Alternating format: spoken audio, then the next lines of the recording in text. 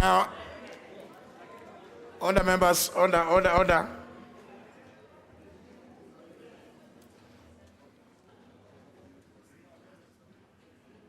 I don't know whether we appear to have exceeded. Sergeant at arms.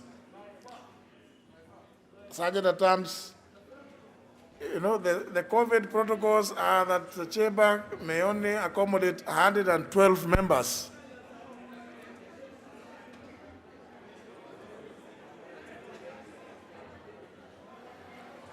So, anyhow, honor members, appreciating the business which was to be transacted, even though the clerk's notification was very clear that the COVID protocols were to apply and that admission into the chamber would be on a first-come, first-served basis.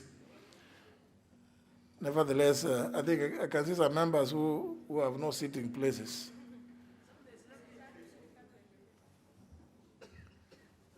The Honorable Duale suggests that some of you slept here.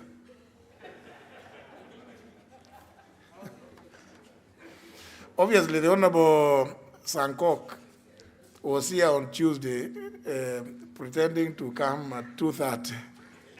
He had forgotten that the House had passed a motion suspending the sitting of Tuesday this week, only to meet with me, and he told me he wanted to be the early bird, and that's why he was walking into the chamber. Maybe, honor members, can I get some indication? Maybe I'm told the Deputy Speaker has some good news. Now, Mr. Speaker, this is one occasion that I have actually nothing at all to report, other than that we had a very robust interaction. Actually, almost all members wanted to speak, but we couldn't get because of the time that the time was very limited. But there was absolutely no agreement, definitely. So that there is actually nothing for me to report at all. But there were quite a number of issues that came up, most of them repeated from what you had heard before, the issue, of course, of CDF and the rest. So maybe I wouldn't even think the leader of majority himself would have anything more to report. There was actually nothing. There was only a lot of airing of what were in people's hearts. So there was nothing to report. There is actually nothing that I can report. Well, I had also given an indication. I'm looking at the time now, being 20 minutes past midday, almost 21 minutes past midday. I had given an indication that the chair of Budget and Appropriations Committee would be given an opportunity to table the Supplementary Estimates 1, 2020-2021, and proceed thereafter to give notice of motion, so that the House has business in terms of the Gazette notice, business to discuss at 2:30.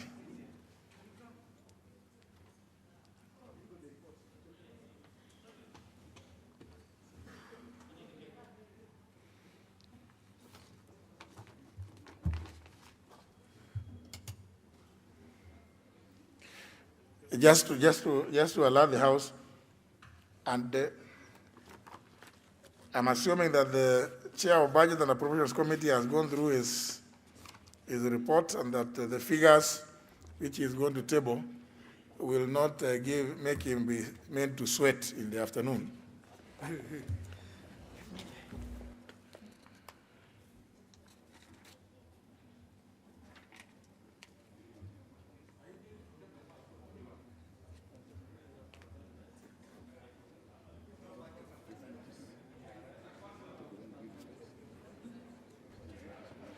Table.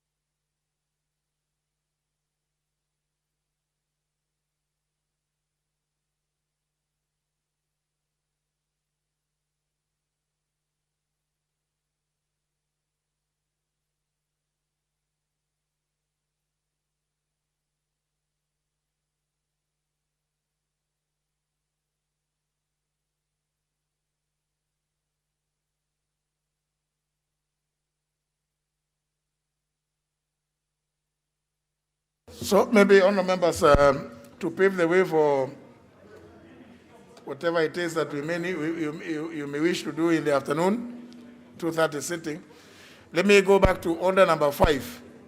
Orders number 5 and 6. Order number 5, papers. Chair, budgets. Thank you, Honorable Speaker, and thanks so much for your indulgence. Honorable Speaker, I beg to lay the following paper on the table of the House today, Thursday, March 18th, 2021, Mr. Speaker.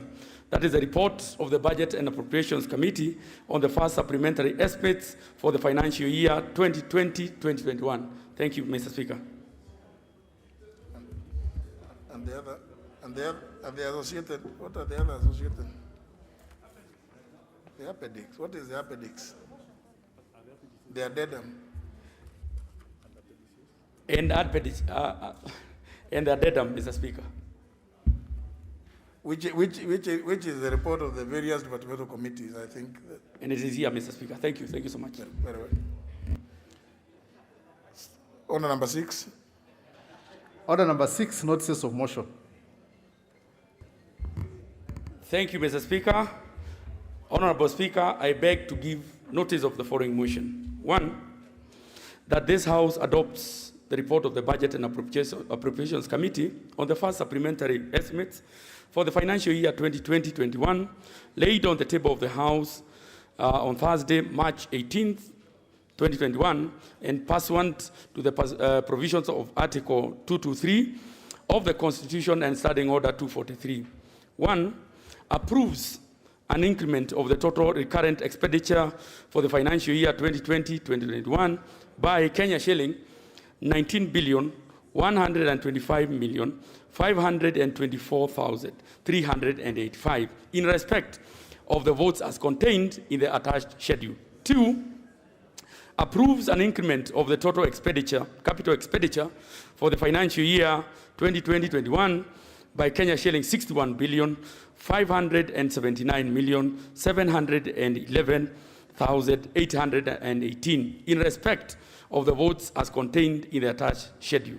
3, approves an overall increment in the total budget for the financial year 2020-2021 by Kenya shilling 80,705,236,203 in respect of the votes as contained in the schedule. And 4, resolves that the attached schedule forms the basis for the introduction of the first Supplementary Appropriations Act 2020-2021. I thank you, Mr. Speaker. Well, it can only come as a bill first.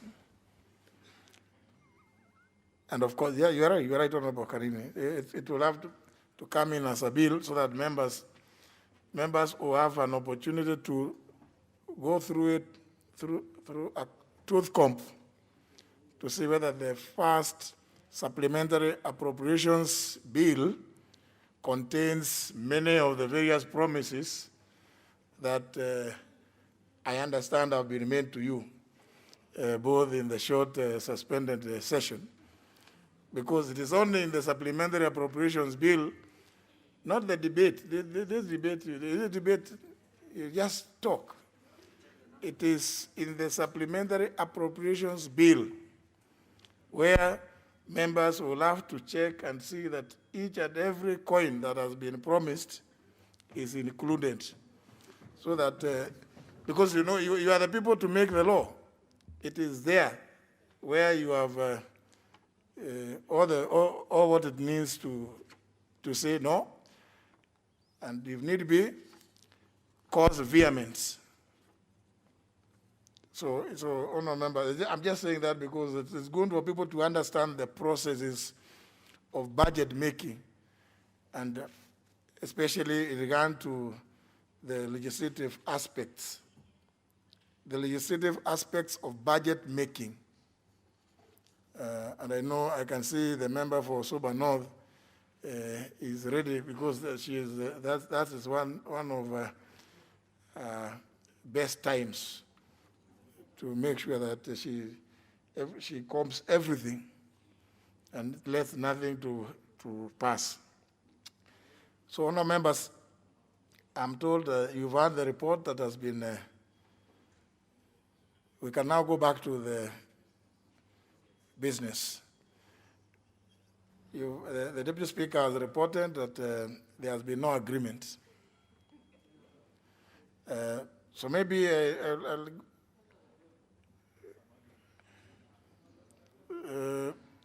maybe, you see, the next business,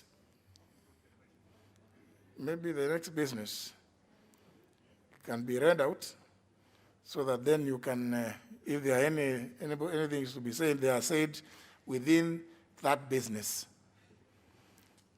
Chambers. Order number 8, the Division of Revenue Bill, National Assembly Bill number 7 of 2021, second reading. Question to be put. Yes, Honorable Mori. Mr. Speaker, thank you for the decision that we do deliberate and suspend the sitting, of which we have done. We didn't agree. Now, I want to arise on standing under 53.3 and seek your wisdom and defer the putting of the question to the time that you may designate, so that, Mr. Speaker, we can get time to agree on what we did not agree. Thank you.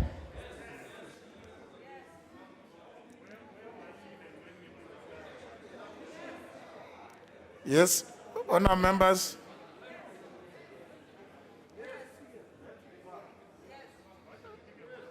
Member for Garissa Township, what?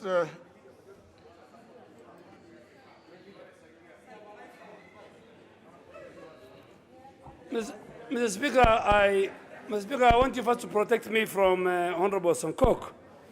I am not arriving from Dubai, and if I want to go to Dubai, I can go even this afternoon. And Mr. Speaker, I want to support the suggestion by Honorable Mokemore. And I have one reason, or two reasons why I should do.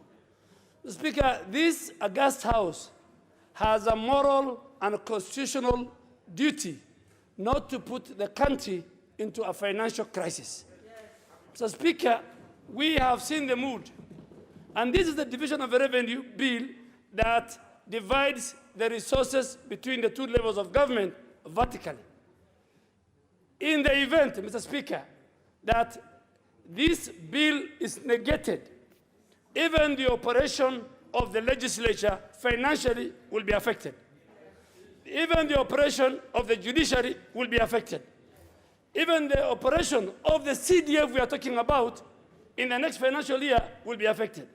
Mr. Speaker, sometimes it calls for wisdom and leadership that we are coming back on Tuesday next week.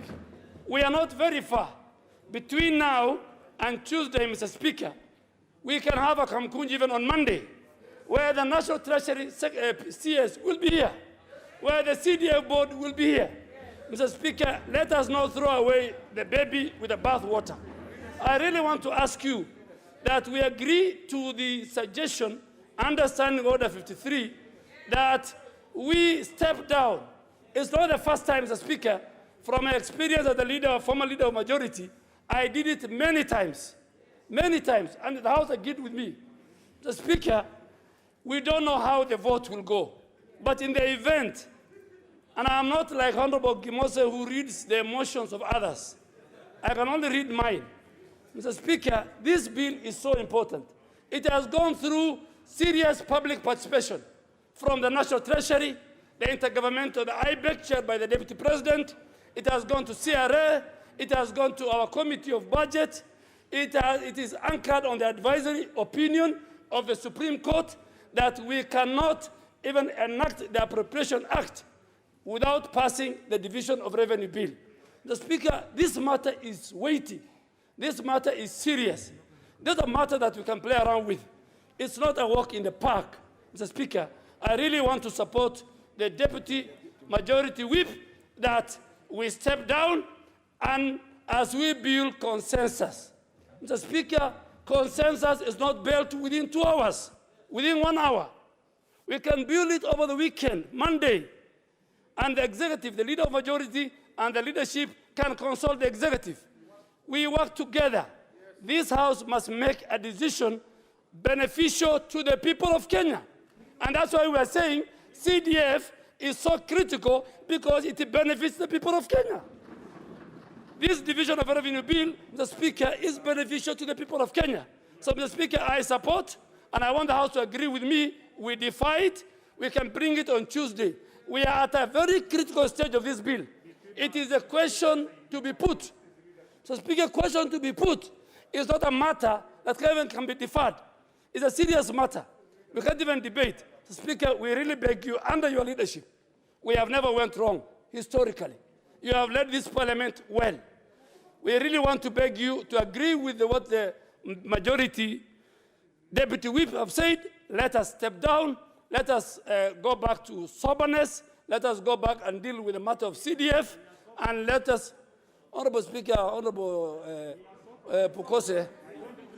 Yeah, he's very sober because he's a surgeon. Surgeons are very sober because they deal with the precision when they're in the theater. But there are others who are economists, who are politicians, who did political science. So, Mr. Speaker, I really want to ask you that this matter, and using your wisdom, we step it down. You agree with this, with Honorable Mokemore, then we go to the next agenda. Thank you, Mr. Speaker. Leader Majority. Thank you, Honorable Speaker. Honorable Speaker, in fact, that request has come by surprise, because last Thursday, we had a similar discussion. And we said, we take time to go and look for some extra money. And the House sent me, and I did, and I reported. Now, as we keep on adjourning, Honorable Speaker, I think members need to also know there is some consequences for delays in the passing of the Division of Revenue Bill. Because we have some timelines.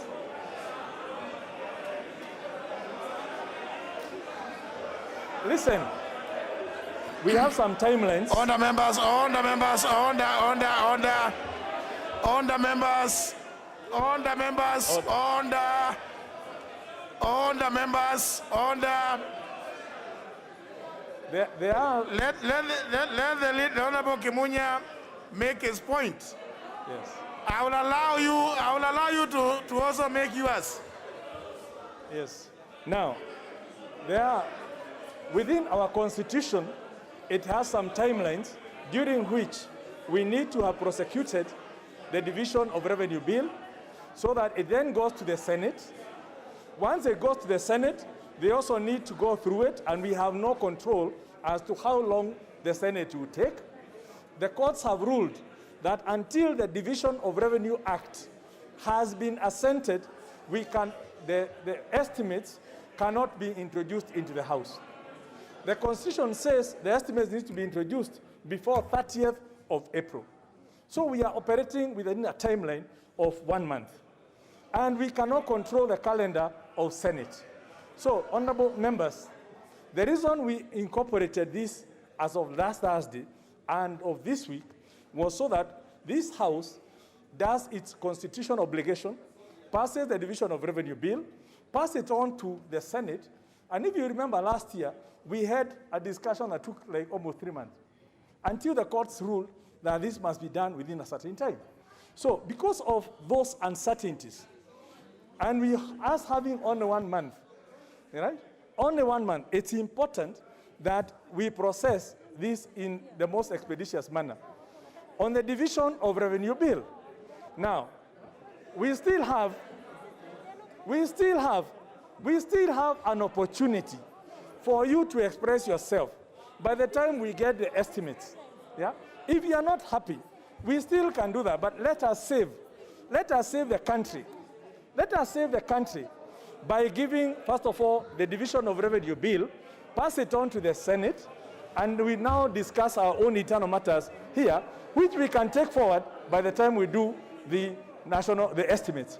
So I think, honorable members, yeah, We can keep on dilly-dallying and pushing it, but at some point we will have to make a decision.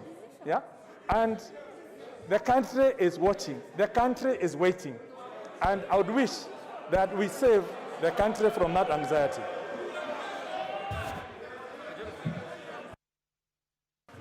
Honorable Junet, honorable members, please, let's just be orderly.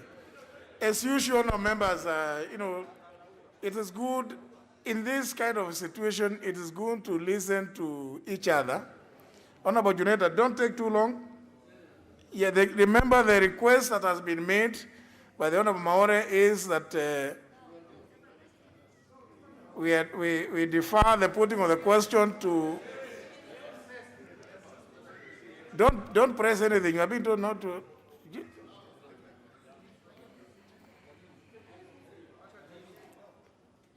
I think you have overpressed your buttons, and I think your fingers are becoming a bit.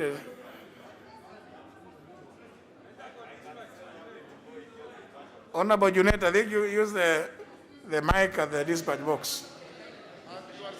Mr. Speaker, thank you. Mr.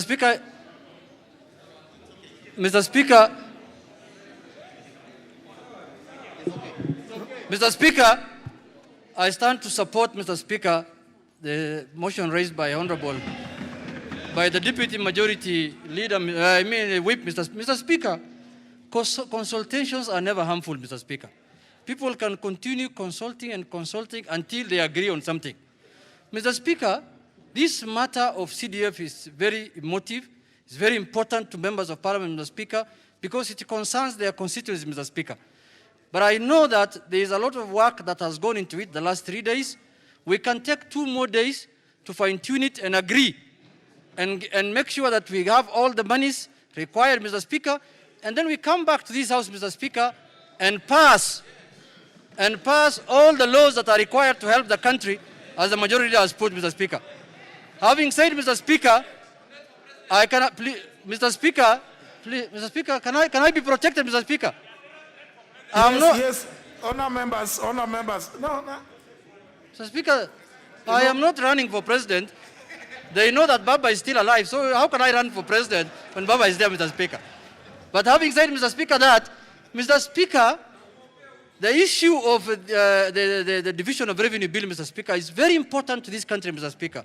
This is the bill that will divide money between the counties and the national government, Mr. Speaker. And if we don't do justice to it, Mr. Speaker, history will judge us very badly that we never took care of our people in the counties, Mr. Speaker. Mr. Speaker, so on Tuesday or whichever day you will appoint, we will come back here, and I can guarantee you, whichever way, that day we will vote on this bill, Mr. Speaker. We'll have when you know, Mr. Speaker, there is CDF and also the other issues, we'll sort them all out. When you see, like Honorable Sudi today seated here from morning, Mr. Speaker, you know there is politics in this thing, Mr. Speaker. With those few remarks, Mr. Speaker, let's meet on Tuesday here, Mr. Speaker, Tuesday here. So, honour members, there have been 3 on this side. So let me hear 1 on this side. Let me hear the member for Suba North. Honour members, members sit on this in the chamber. This one is for technical staff and others. Thank you, Mr. Speaker. Mr. Speaker, last week I'd actually requested on record that we have a Kamkunji with the CS for Treasury. Mr. Speaker, there are times that in the House you can see it is beyond the chairman or the House leadership. Those who were with me in the 10th Parliament knows that there was an issue that was as divisive as this. It actually went to the President and the Prime Minister. And it called that we actually had to engage with them. Mr. Speaker, why you see members are going this way? A lot of people may say that members are looking out for their interest. CDF is not just about members. Where I'm seated here, somebody has texted me from a place called Usau, a contractor saying, oh, Mweshimiwa, I did work here and have not been paid. A simple man, I don't even know who he is, because he's been awarded by the PMC at that village level. Mr. Speaker, the money that reaches ordinary Kenyans is CDF. whether it is through the small projects they do, through bursaries and everything. So when CDF stops, it means there's no pesa machinani. Mr. Speaker, I am urging and I'm urging the House leadership. Let us not take this issue that we will consult in the air. When members ask for a kamkunji, call a kamkunji. Let members have an indication whether it is on Monday or whatever. I would actually suggest on Monday. But when you go with the mood of the membership at this level, it's going to collapse. Then people will start blaming members. But I would also argue, Honorable Speaker, that in difficult moments like this, use discretion under Standing Order number 1 to help us move. I know you have really tried, but I'm also urging the House leadership. Let us all humble ourselves. Members are very reasonable. They all want what is good for the country. Let us talk to each other, but I'm also encouraging members that when we sit and when we actually have the kamkunji, let us listen to each other and let us move forward. Thank you. I almost said in Jesus' name, but thank you, Mr. Speaker, sir. And I think it would have been better that way. Honorable Pukose.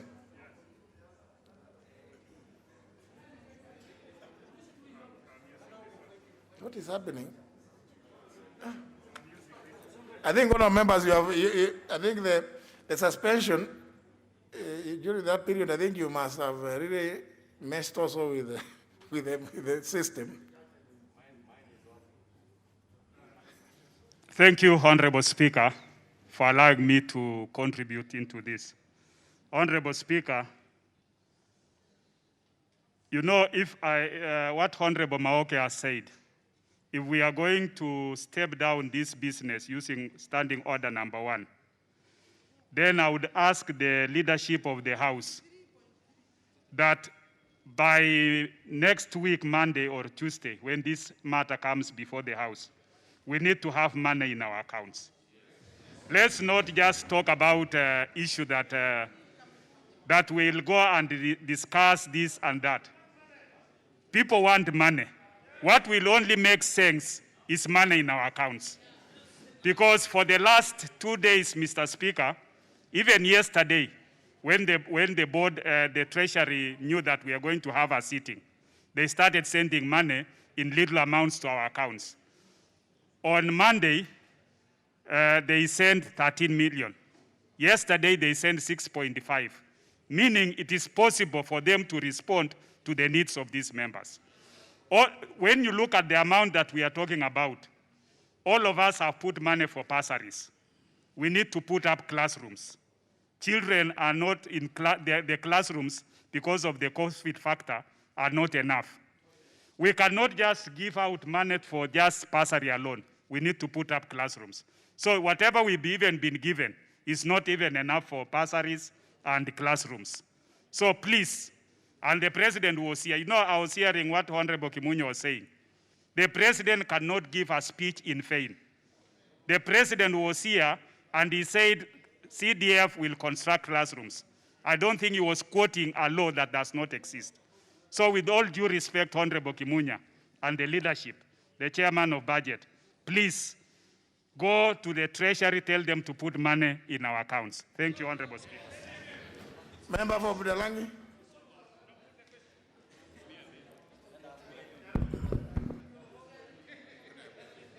Thank you, Mr. Speaker, for giving me this chance.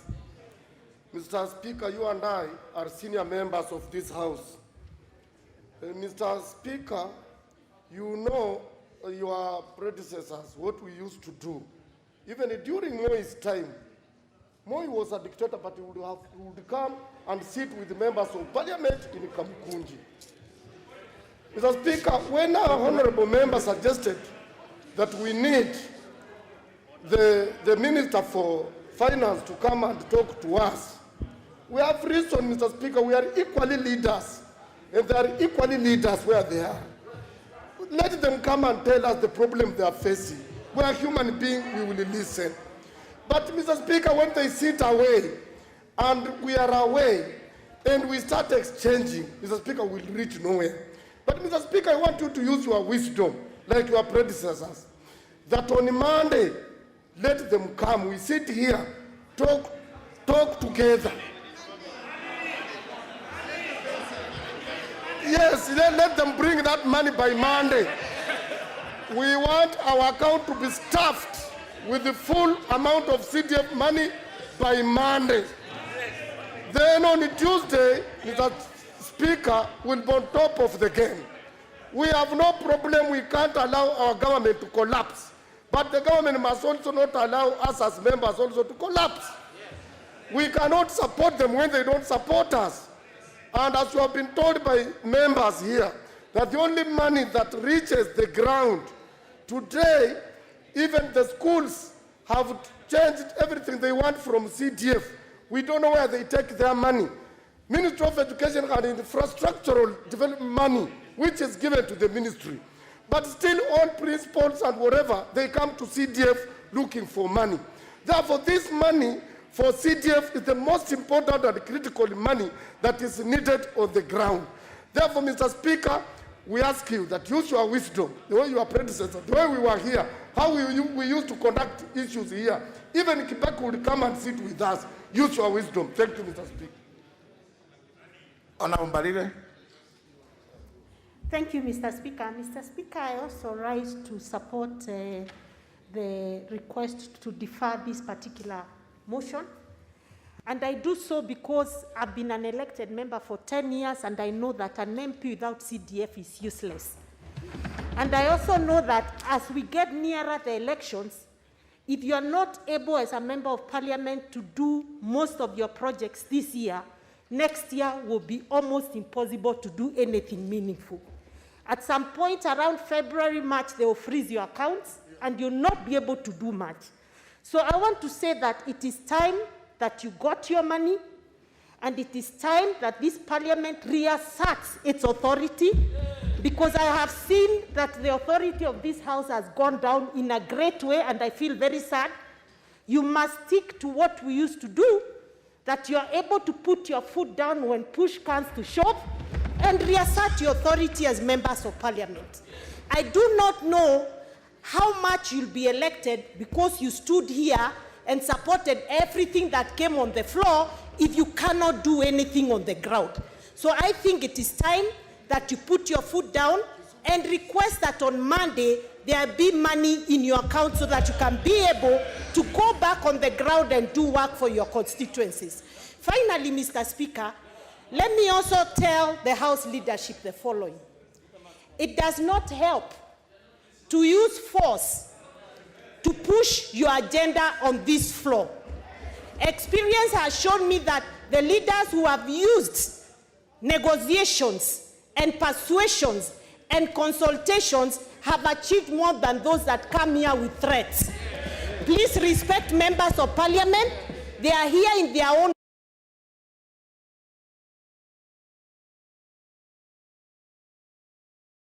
not through threats. And if we do not change that, sure, this parliament will continue experiencing what we've seen today. And I want to say I've never seen members get to this level where you have to threaten to get your money. And I hope the leadership of this house has learned a lesson and will change their style of leadership going forward. Thank you, Mr. Speaker. Babu Awino, now, Babu Awino has never left high school. He still raises his hand up. Proceed. Thank you very much, Mr. Speaker. Mr. Speaker, I rise to support the motion on the fact that there should be a postponement till we get money. Mr. Speaker, put on your mask. You know, I have a long nose, so I won't breathe well. Don't worry about the nose. It will be cut to size. Okay. So, Mr. Speaker, if Treasury was King Solomon, they would have decided that you cut the baby into two. Because today, Mr. Speaker, there's a lot of frustrations being made to members of parliament, members of National Assembly. This is not the house that we expected it to be, Mr. Speaker. And we must stamp our authority. Mr. Speaker, in Embakasi East constituency, people are languishing in abject poverty. In fact, some of them would wish to die, but they don't have money to buy ropes to hang themselves. Mr. Speaker, lastly, there is Nemodat Quod Habet rule that states that you cannot spend what you don't have. Mr. Speaker, it is our inherent duty to protect the inalienable rights, not only spiritedly, but also religiously, of our constituents. Therefore, Mr. Speaker, money must come. The trickle-down effect and the leaking basket concept must be felt in Embakasi East constituency. Thank you. Now, honor members, the member for Baringo, if you could, you have some time, you can sit. She is not, I heard somebody calling her Gladys. She is called Gladwell. Gladwell. You know, I know all of you by your many names.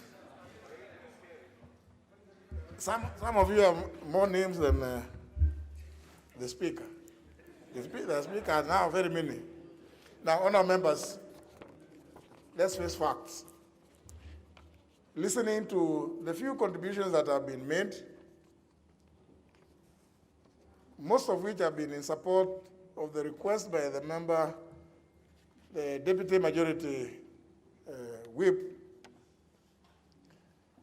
requesting that debate on this motion be deferred to another date, or the putting of the question, which is indeed what is remaining. Understanding under number 53, subsection 3. But it was only fair that I am to hear a few more contributions from the floor. But I think it seems to me that the mood is one that agrees with the Honorable Maore, and that the Speaker, don't even say no, because the request was not made to you. So you're actually completely lost. You read starting on number 53, subsection 3. You see, the request was made to the Speaker, and it says very clearly that, yes, such a request may be made, and the Speaker may adjourn or defer the putting of the question to the next sitting day, and the Speaker shall nominate the time when the question will be put. For the various reasons that you have said, indeed, mostly to allow for consultations. Please, these consultations must be real. The consultations must be real and meaningful. No, I don't know about what must come, but let there be meaningful, real engagement. So, honor members, the next sitting day is Tuesday, the 23rd of March, when the House is scheduled to sit at 2:30 p.m. After conclusion of the various procedural matters that normally come in the sequence of business, this business will still appear as order number 8. So in the meantime, honor members, you will have the opportunity to consult.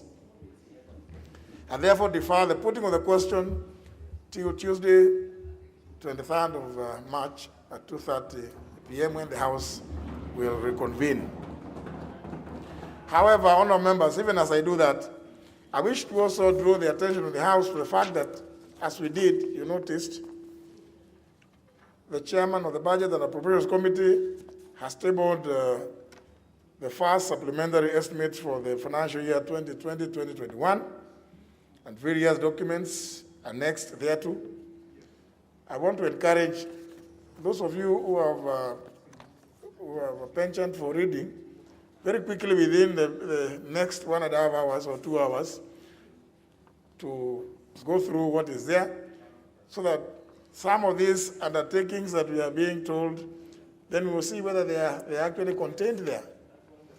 And remember, even after passing the supplementary estimates, that does not end there. As I said earlier on, that will pave the way for the introduction in the House of the first supplementary appropriations bill, which is the bill that I would want to urge many of you, even as you go to consult and negotiate, to pay greater attention to, because particularly to the details contained in it. So, honourable members, this to say that then, for the reasons that we've stated, and the time being exactly 1 p.m.,